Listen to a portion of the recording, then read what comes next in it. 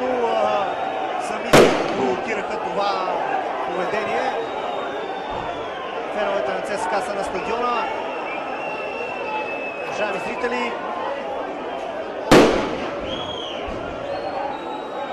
влезнаха да се саморазправят червените фенове. Побегнаха.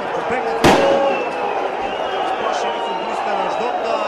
Изключно драма се случва тук на стадион на Българска армия.